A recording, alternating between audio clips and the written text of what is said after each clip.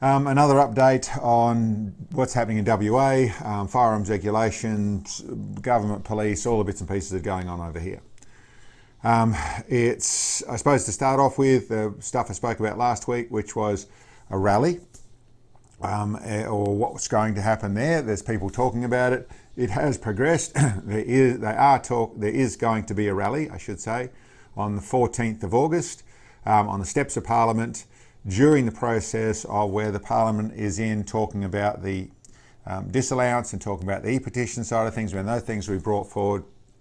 And there's people afoot that are organising things or working out all the processes and that sort of stuff to go through and do that. So yes, that's when it's going to happen. So I'm hearing people from all over the state, from right at the top to right down the bottom, who are talking about getting down for that sort of stuff, to be involved with that, be part of the community, to stand up for our rights, to stand up against some of the bad decisions that our government are up to at this moment. And not just for our firearms community, there's people from all our communities suffering similar issues. They're not quite in the firing line like the, pardon the pun, like the firearms community is, but there's a lot of people from the four drivers, fishers, farmers, rock climbers, all the bits and pieces. There's people that we hear from all the time.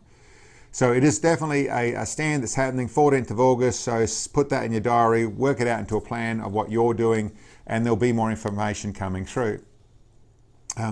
The other thing on that side of things that's going, that I'll be able to share more about shortly, but they are of the people who are reading what's going on here, reading the playbook, and realise that this is very, very serious thing our government's up to in the fashion of actually disarming the population under the guise of safety, as a step-by-step process, and I'll get more into that.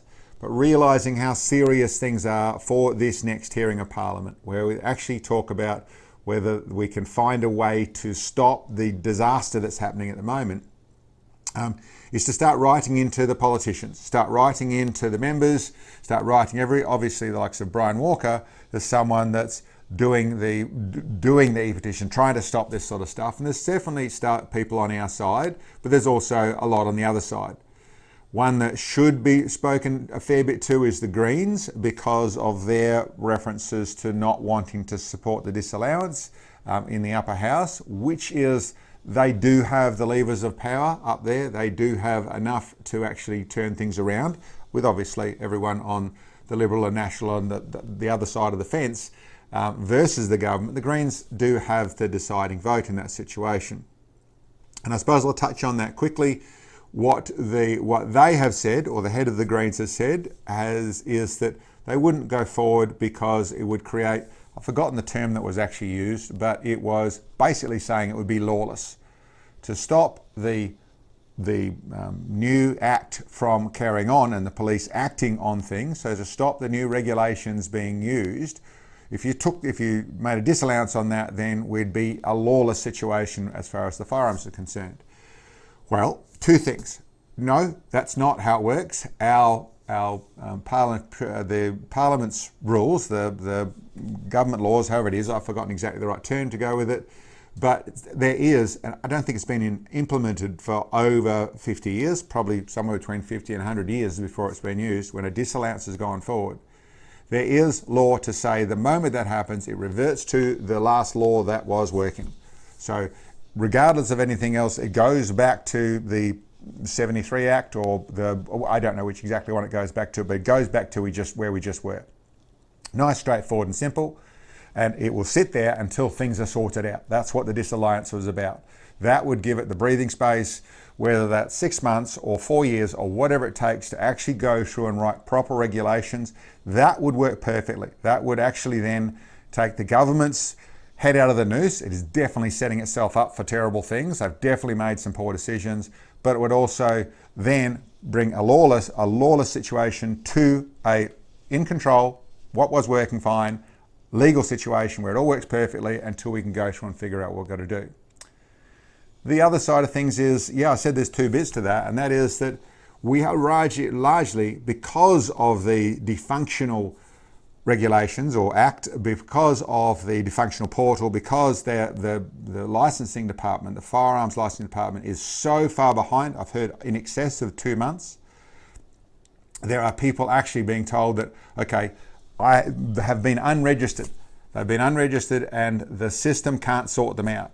They are now getting, don't worry about it, keep on going. Here's another 30-day extension, or here's another 90-day extension. Keep buying your ammo, keep using your firearm. Even though you're unregistered, you can't do anything about it, and we're really backlogged, so we'll just, when we catch up, we'll get back to you. So is there a different definition that is more of a lawless situation?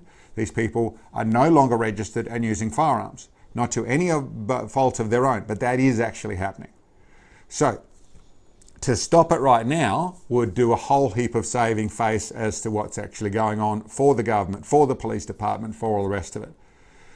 Then I'll get, I suppose, into a little bit more of, there's the 14th of August, that's when there is going to be a rally to stand there and stand up for your firearms owner, or you're a four-wheel driver, or you're a fisher, and you just don't want this government to keep on doing this. Making decisions without asking us isn't okay.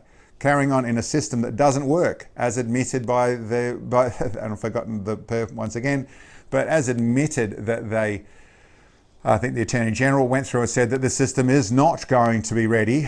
It's not ready now, and it won't be ready for in excess of 12 months. So it's not ready to use. They're using it. We are so far backlogged and got behind that the people unregistered and are actually still using firearms because they don't have a choice. They've done everything right. It's the government that's done something wrong. So this is embarrassing, to say the least, for the government. And this would be one way to say, okay, we're not just about removing firearms at all costs. And I suppose I say that, I think there is a lot of people that are doing, I suppose there's a few things. One, there's people who are sort of understand all this process and they think, I've put a good submission into the review, so the review's where it'll all be sorted out, and that place, then we'll have the upper house really considering things and it'll be sorted out at that point. In every parliamentarian I've spoken to has said that the review, they expect to take a minimum of 6 up to 12 months. So probably 9 months as it'll take to do it. It's the largest act that we've ever had. I think that's the truth of it, but it's a huge act. It is extraordinarily flawed. In every place it's been used, it has failed dismally, and it's in trouble dismally. And there's going to be a huge amount of submissions to go through and make sense of things and help the committee to make sense of things. So 9 months is what everyone thinks it's actually going to take. 3 months is what's been given. Extensions always happens in this situation. At 9 months, all the damage will have happened. At 9 months, the police will have soldiered on through. I should stop for it and put a pin in that for a second and say the police, yes, it is the police that are doing this, but most police officers are not happy about doing this. This is the hierarchy of the police, and this is government commanded.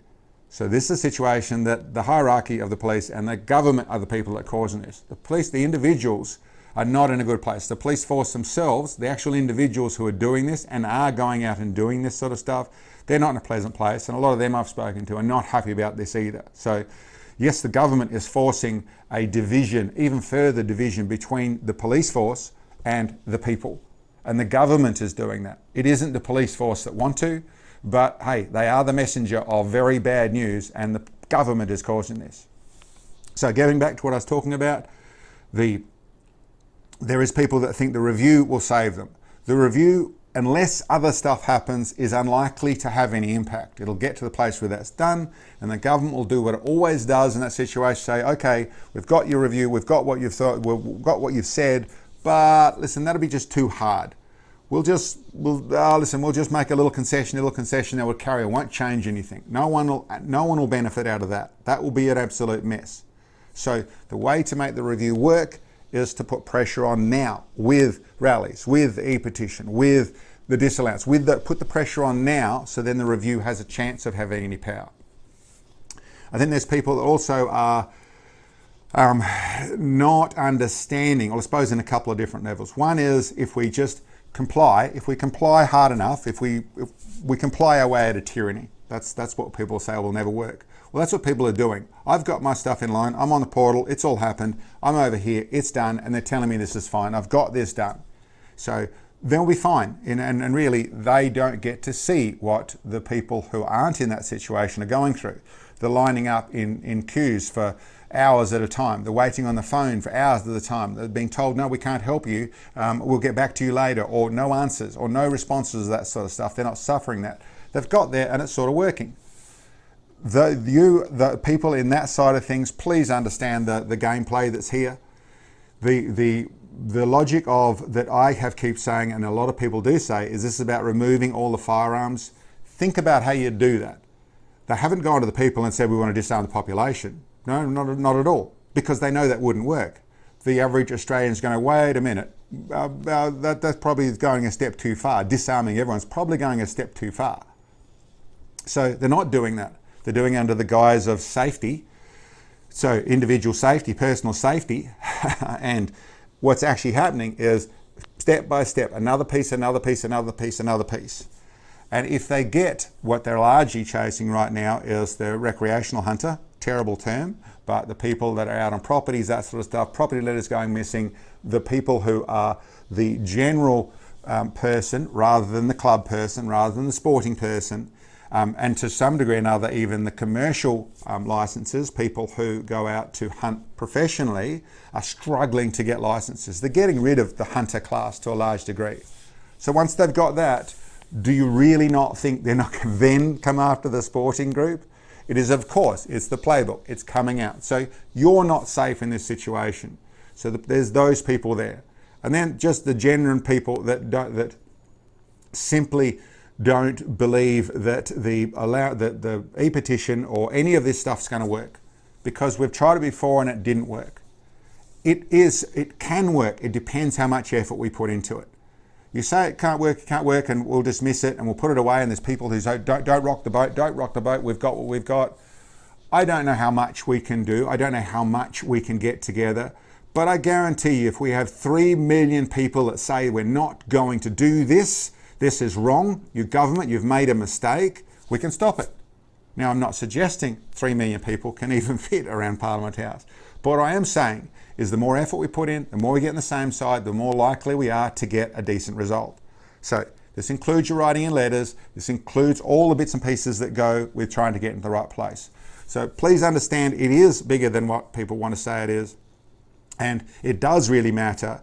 So writing in and supporting the e-petition, I should say, so a signature of that, really good thing to do.